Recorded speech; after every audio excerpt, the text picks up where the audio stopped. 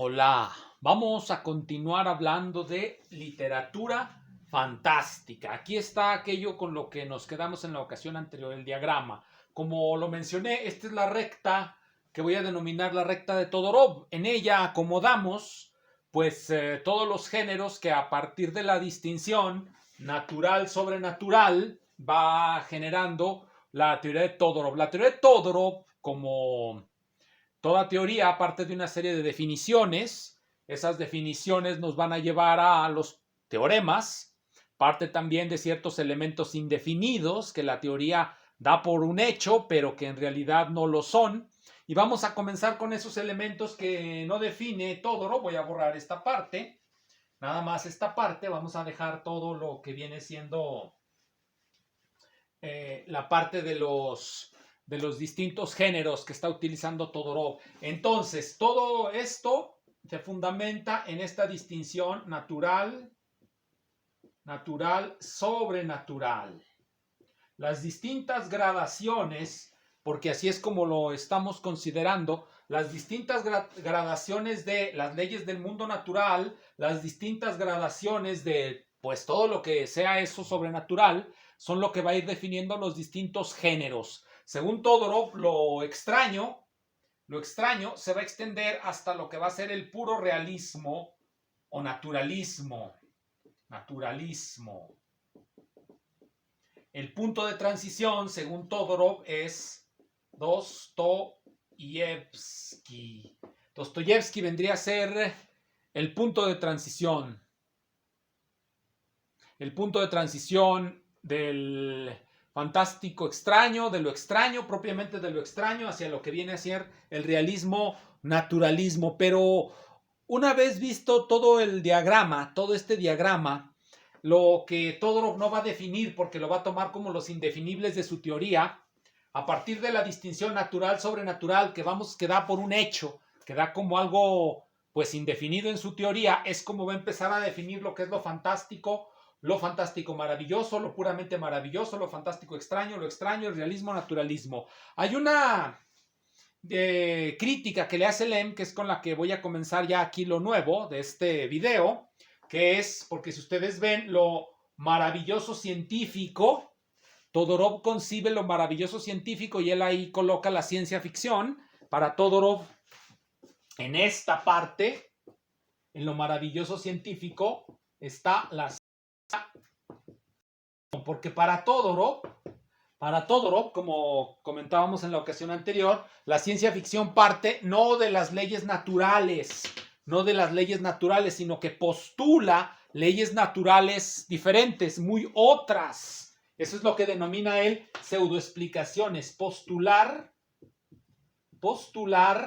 nuevas leyes distintas a las conocidas. Hoy no sabemos cómo construir un aparato que viaje más allá de la velocidad de la luz.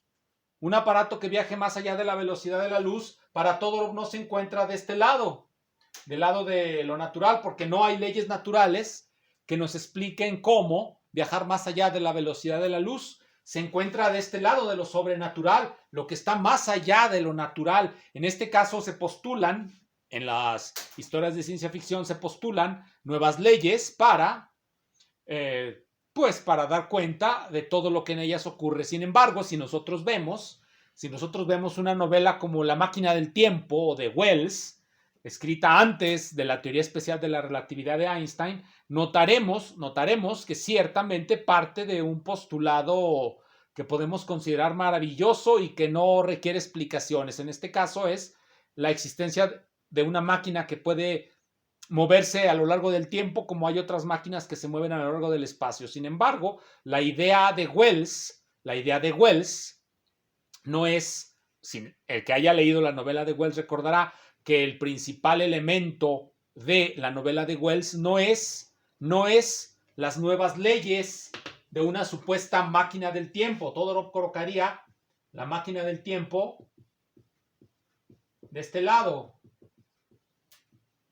Hacia acá estaría la máquina del tiempo. Sin embargo, la teoría de la evolución está de este lado. Teoría de la evolución. Y si nosotros leemos con detenimiento La máquina del tiempo de Wells, notaremos que no es importante. La máquina del tiempo es ciertamente una pseudoexplicación para lo que va a acontecer en la novela. Lo que acontece en la novela es la teoría de la evolución. La teoría de la evolución es la que nos lleva a los Eloi y a los Morlock, y a la cosa al final del tiempo. Bueno, al final del tiempo del planeta Tierra, de la evolución del planeta Tierra, cuando ya todo ha decaído de acuerdo a lo que plantea E. Wells. Pero lo que toma E. Wells es precisamente leyes naturales, solamente parte de un postulado fantástico. ¿Cómo entra dentro de este lecho de Procusto la novela de Wells? Sí, por un lado parte de una premisa que para todos va a ser sobrenatural y la desarrolla de acuerdo a una premisa que es natural. ¿Existe en algún punto vacilación respecto a la distinción natural-sobrenatural en la novela de Wells? ¿O se toma simplemente la máquina como un hecho dado y estaríamos dentro de lo maravilloso?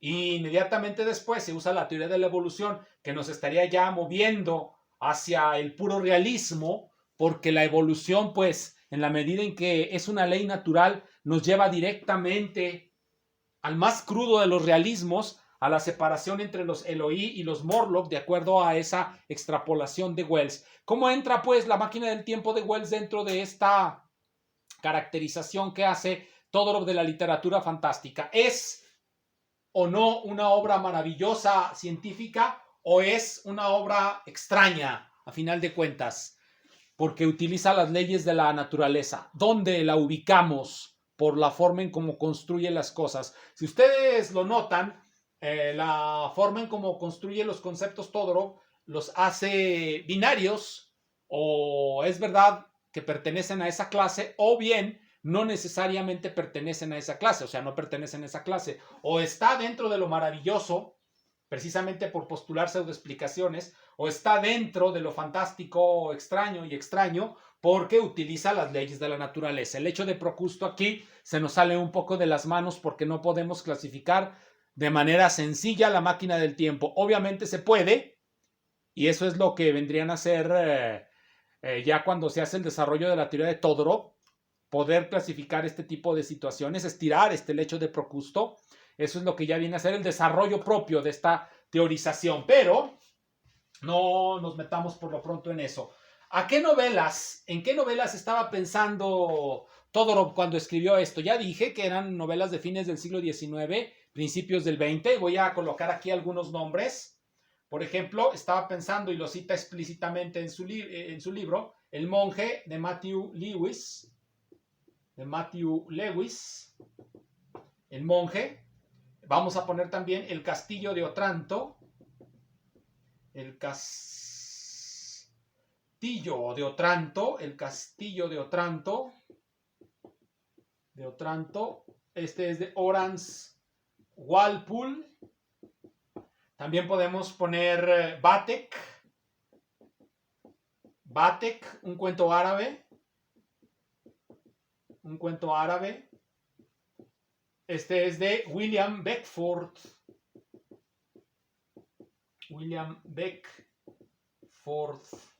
Podemos poner también Rácelas de Absinia.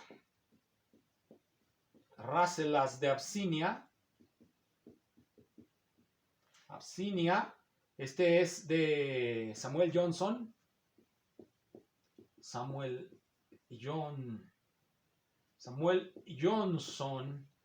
Ese es el tipo de obras en las que está pensando Todorov.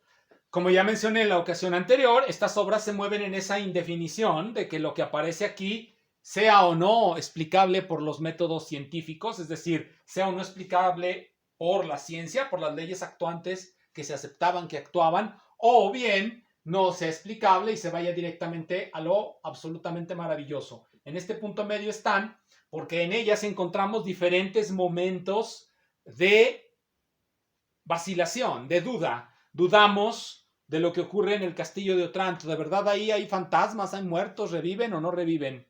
¿De verdad en Batek estamos ante la aparición de, como diríamos, los genios de la lámpara de Aladino? El monje, bueno, el monje se caracteriza por sus escenas bastante escabrosas, aquella escena donde a la institutriz aquella la destripan completamente con ayuda de un caballo que la jala, pero todo está justificado porque es muy mala. Pero bueno, el monje, heredero más parecería de Sade que de la literatura fantástica. Pero bueno, vale la pena leer El monje, ahora que lo pienso. Bien, es ese tipo de obras en las que está pensando Todorov. Espero que haya quedado más o menos clara en qué consiste la idea de Todorov y cómo se utiliza. Vamos pues ahora a lo que son las críticas de Stanislav Lem. La primera crítica ya la hemos avanzado. Stanislav Lem. El marco teórico es pobre. El marco teórico es pobre.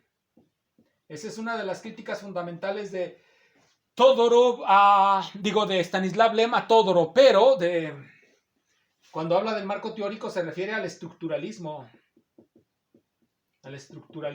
de Todorov, o la manera en cómo Todorov concibe el estructuralismo de acuerdo a Lem. El marco teórico es pobre. Esta línea, como ya comenté, no es otra cosa que un lecho de Procusto. Lo vimos en el caso de la novela de Wells, La máquina del tiempo, donde ahí dudamos si es una obra fantástica porque aparecen pseudoexplicaciones. La máquina del tiempo no se remite a ninguna ley, es totalmente irracional esa máquina del tiempo de acuerdo a lo que cree Todorov. Sin embargo, la novela se desarrolla de acuerdo a las reglas del más crudo realismo, del realismo de la evolución natural. Entonces, ¿dónde la ubicamos? Pareciera que no tiene ubicación. Bien, eso es lo que nos va a decir Stanislav Lem, pero él va a utilizar otros ejemplos. Él va a poner de ejemplo, un ejemplo favorito de todos estos señores es Borges.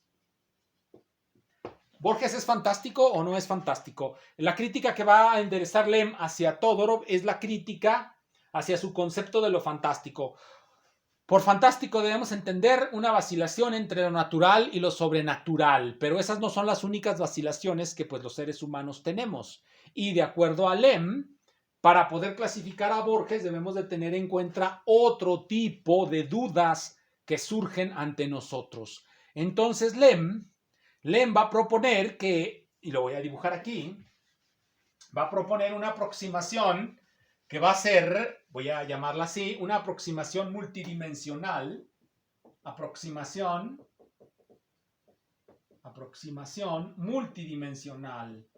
multidimensional. Va la metáfora de que esa teoría de Todorov es una recta, la trabaja precisamente Lem. Entonces, de acuerdo a Lem, para poder clasificar más, necesitamos definir más ejes. Tenemos el primer eje de Todorov, que aquí tenemos, aquí le voy a poner extraño, aquí le voy a poner maravilloso y aquí le voy a poner la F de fantástico. De acuerdo a Lem, necesitamos otro eje, aquí. En sí, es prácticamente irrelevante si los ejes son ortogonales o no. Aquí lo estoy poniendo ortogonales porque eso es lo que la mayor parte de la gente suele representarse cuando ve un plano cartesiano. Pueden ser ortogonales o pueden ser oblicuos los ejes, eso es irrelevante. Aquí, en estos ejes, tenemos lo natural, y aquí tenemos lo sobrenatural. Sobre estos otros ejes debemos de colocar otra dicotomía, porque si ustedes se fijan, y eso es a lo que se refiere Lem con método estructuralista, dicotomías, oposiciones, hay oposiciones. Lo natural se opone a lo sobrenatural de muchas maneras y se toman como elementos indefinidos de la teoría de Todorov. ¿Qué podemos poner aquí? Aquí podemos poner otra dicotomía, esta, por ejemplo, es un ejemplo, nada más es un ejemplo para darle forma a las críticas de Lem, por ejemplo, ley y justicia. Ley y justicia, la distinción que podemos trazar entre lo que es la ley, que la ley la provee el Estado, y la justicia no necesariamente la provee el Estado, sino que puede ser divina o sobrenatural, sencillamente. La ley siempre va a estar del lado de lo natural y la justicia siempre puede verse como parte de lo sobrenatural. Esta distinción entre ley y justicia también es muy común en las novelas, y aquí puedo poner de ejemplo simple y sencillamente las novelas negras. Cuando nosotros leemos a Hammer, leemos a Chandler, cuando leemos a Himes, cuando leemos a ellos, el lector siempre va a estar vacilando entre las acciones del Estado. Los estados siempre son denunciados como corruptos. Cuando el Estado es denunciado como corrupto, es decir, incapaz de aplicar la ley, y si es incapaz de aplicar la ley, pues es injusto, y por lo tanto la justicia que prodigan esos personajes, pues es una justicia divina o sobrenatural. Y este punto de aquí, en donde está la vacilación del lector, la duda del lector con respecto a este eje, pues nos dice que estamos frente a una novela negra. Aquí en este punto estaría la novela negra, y si se duda, si hay una novela en la que se dude de la aplicación de la ley y la justicia y de lo natural y sobrenatural, pues necesariamente estaríamos en una novela negra fantástica. Ahora bien, generalmente, y esto es importante para que se vea cómo se aplica esta idea de poner más dimensiones, puede ser 2, aquí pongo 2 dimensiones nada más, pueden ser 3 o 4 o 20. Cuando nosotros hablamos de ley y justicia, hay también una vacilación, y a esa vacilación le llamamos el género negro, y debe de haber también unas en donde la ley prevalezca, es decir, donde el Estado, a pesar de su corrupción, logre prevalecer gracias a las instituciones, etcétera, etcétera, y así también debe haber novelas donde la justicia divina o sobrenatural prevalece por sobre esa ley corrupta del Estado. Ahora bien, en las novelas negras no debe de haber componentes sobrenaturales. Esa es una de las muchas convenciones que aparecen en la novela negra. La novela negra quiere siempre tener componentes hacia lo natural. No quiere irse hacia lo sobrenatural. Sin embargo, con la presencia de elementos de una justicia divina o sobrenatural que en ocasiones pueden aparecer en cierto tipo de novelas negras, generalmente las novelas negras se moverán sobre este y sobre este cuadrantes. Dejarán de lado estos dos cuadrantes donde está lo sobrenatural. Se moverán únicamente donde la ley actúa, la ley de los hombres y la ley natural y la justicia, pues también natural de los hombres, de los seres humanos. Aquí en este tipo de justicia no aparecerían objetos mágicos, aparatos singulares, pseudoexplicaciones, cosas hiperbólicas donde se hace justicia. De este lado aparece todo eso. De este lado, obviamente, sería plenamente el dominio de la ley estatal, de la ley puramente de los hombres. Aquí estamos hablando del destino humano en las manos humanas. Aquí estaríamos hablando del destino humano en las manos humanas también. Aquí ya estamos hablando de un destino humano fuera de las manos humanas, porque estamos sobre el eje de lo sobrenatural. Entonces, esto da mayores posibilidades de clasificación. ¿Con esto se clasifica a Borges? Bueno, obviamente no. Se necesitarían más ejes para clasificar a Borges. En Borges, ¿en qué punto nosotros vemos diferencias entre ley y justicia? Las vemos, por ejemplo, en relatos como Emma Suns.